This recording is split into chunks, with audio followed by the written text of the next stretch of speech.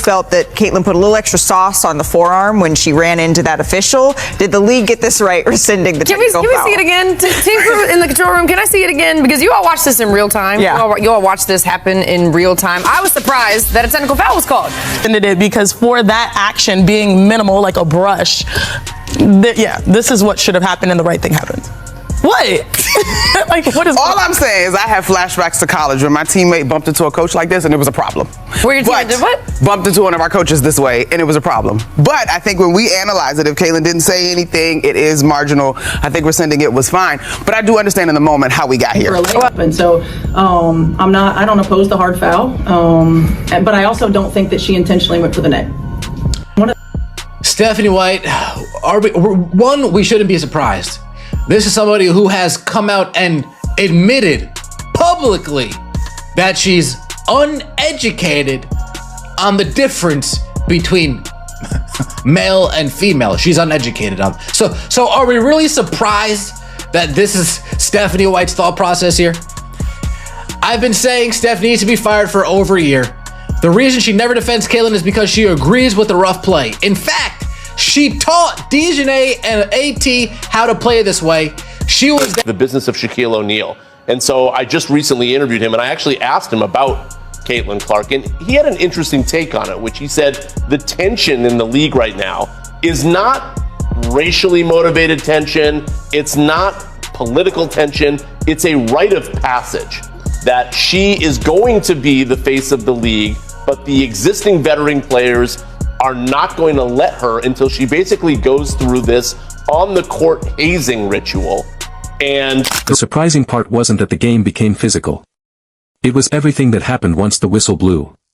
A single collision involving Sophie Cunningham and DJonai Carrington quickly turned into a much bigger debate, with fans, analysts, and former players dissecting every detail. Shaquille O'Neal eventually entered the conversation, while Caitlin Clark somehow became connected. Take a walk with me, take a walk with me. There is craziness going on in the WNBA. DJonai Carrington tweeted out white privilege from the locker room of a game that she was playing in. Get this, she fouled Sophie Cunningham hard. Sophie Cunningham, obviously a white person, fouled her hard. Flagrant 2, gets ejected, goes to the locker room and tweets out white privilege in the middle of the game. Now here's the kicker to me. A flagrant 2 has to be contact that can lead to an injury that looks excessive. DJonai, it was about as excessive as possible. If there was any evidence of there being white privilege, this was not it. DJonai didn't make this play successfully, right? Trying to get a block over the top. It was a very hard foul.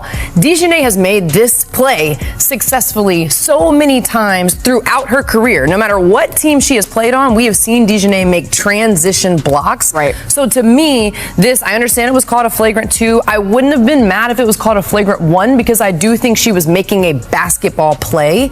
It was just a The game was already carrying plenty of physical intensity, but then the entire atmosphere shifted.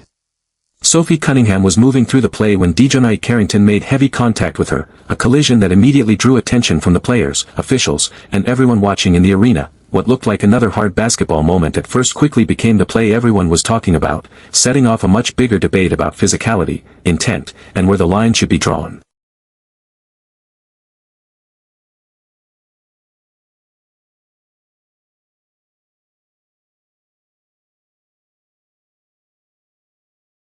Sophie Cunningham was going to be the next target. I've been telling you guys for weeks, Sophie would take the role of Caitlin Clark as public enemy number 1 in the WNBA dump.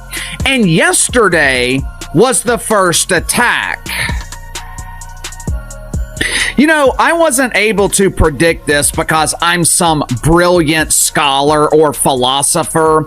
This prediction was not delivered to me in a dream or a vision that came from the dearly departed Miss Cleo. I don't know if I love them or I hate them at times. It's like if you like anything about reality TV, then the WNBA is, and sports, then the WNBA is for you.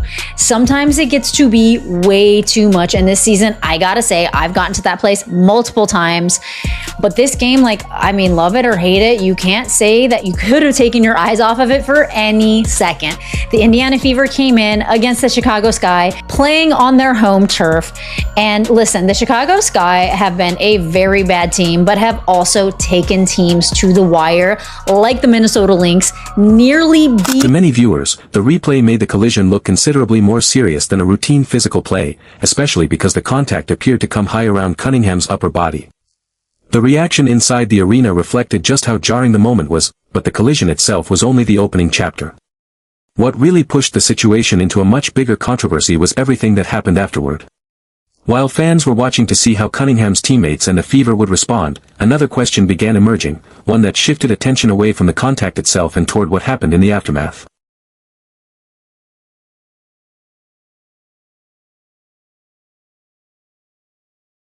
Foul was upgraded to a flagrant 2 on Sophie Cunningham. She was ultimately ejected from the game against the Indiana Fever.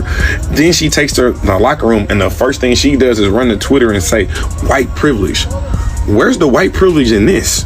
I'm watching the game, Sophie Cunningham going on a fast break, and again, DJonai Carrington, you're not going for the ball. You literally went straight for her cranium. So I don't know why you sitting here screaming white privilege after that. Don't deflect from the malicious, the blatant, and overly aggressive foul that you just created. That again, if the WNBA does not suspend you for multiple games. The reason I saw this coming is because I have been seeing this same thing in this toxic turd of a league for years. As I am watching the reactions on social media yesterday of DJonai Carrington assaulting Sophie Cunningham, and that's what this was. Assault. This was not incidental contact in the rhythm of a basketball game, mainly because the WNBA is not a basketball league. What you saw yesterday, that was intentional assault. Stephanie White's response became another part of the story. Rather than making an immediate, dramatic show of support on the court, her reaction appeared more measured, and that quickly opened the door to a different conversation. The focus shifted away from the collision itself and toward the Fever's response afterward. Fans began questioning whether the team had shown enough urgency in supporting Cunningham and whether White's handling of the moment matched the seriousness of what had just happened. Suddenly, the controversy wasn't only about the players involved. It was also about leadership, communication, and how a coach is expected to respond when one of her players takes a major hit.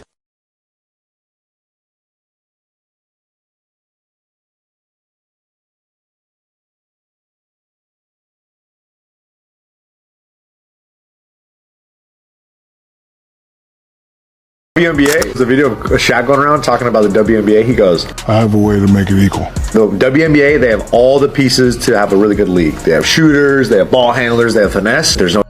We just lower the rim so y'all can like we put butts in the seat. No. I don't think that's the problem. That's what Shaq said. He's thinking basketball. He's not thinking why people want to watch shit. Yeah. You're a jiu-jitsu guy, right? Yeah. The good thing is women's jiu-jitsu, it's actually popping, but like let's say it wasn't. From a jiu-jitsu lens, you'd probably be like, oh yeah, there's 4 kid more. Carrington's reaction added another layer to an already heated situation. Rather than appearing to view the play the same way many people watching the replay did, she seemed to have her own interpretation of what had happened. Her comments afterward only intensified the debate, because they raised questions about whether she genuinely considered the contact part of normal competitive basketball. That changed the conversation completely. What began as a debate over one physical play quickly expanded into questions about intent, accountability, officiating, and whether similar incidents are judged consistently across the league. And once Carrington was ejected, the tension inside the arena reached another level. Cunningham, who had taken the brunt of the contact and hit the floor hard, got back to her feet and immediately moved toward Carrington. Before the confrontation could escalate, teammates, officials, and arena personnel stepped in to separate the players. Carrington eventually headed toward the tunnel as the crowd continued reacting. Finally pulled some rank around here, right? Kayla, I wouldn't even say Caitlin Clark really pulled rank. I feel like her influence and her power alone dictated this action without her even having to lift a finger. I mean, getting suspended for literally being pushed into a referee might be the worst technical foul I've ever seen. And it's up there with Tim Duncan's technical foul. It's up there with it. But anyways, Caitlin Clark's technical foul, her 8th technical foul, which would have suspended her, which would have disqualified her from playing against the New York Liberty in Indiana on ESPN. Her 8th technical. But the most consequential moment of the night may have happened away from the court. Only minutes after the ejection, Carrington posted the words, "white privilege," and tagged the Indiana Fever. According to the timeline being discussed, the post appeared while the game was still underway, roughly 8 minutes after the incident, that instantly changed the direction of the story. What had been a debate about a physical foul was now being discussed in terms of intent, interpretation, race, and the meaning behind Carrington's response. The controversy had effectively moved from the basketball floor to social media. The reaction was predictably divided. Some voices rallied behind Cunningham, arguing that the contact went beyond what should be accepted as normal physical play. Others defended Carrington, pointing out that aggressive defense and emotional reactions are not unusual in professional basketball, but underneath all of those arguments was another issue that kept coming up: consistency in officiating. Some basketball voices questioned whether similar plays are being judged the same way from game to game. Their argument came in and did not make the game boring at all. She hard fouls Sophie Cunningham in transition. Absolutely a flagrant 2. Just look at the way that Sophie Cunningham goes down. Dangerous, reckless, not okay. And what makes matters worse is DJonai Carrington goes to Threads and she posts white privilege, tagging the Indiana Fever. Now, I gotta say, this is something I just can't get down with anymore. Like, the whole divisiveness of an issue that has nothing to do with white privilege. Some NBA veterans took the discussion a step further, arguing that players can end up in a difficult position when aggressive defense is encouraged as part of the sport, but the boundary becomes unclear when officials decide a particular play has gone too far.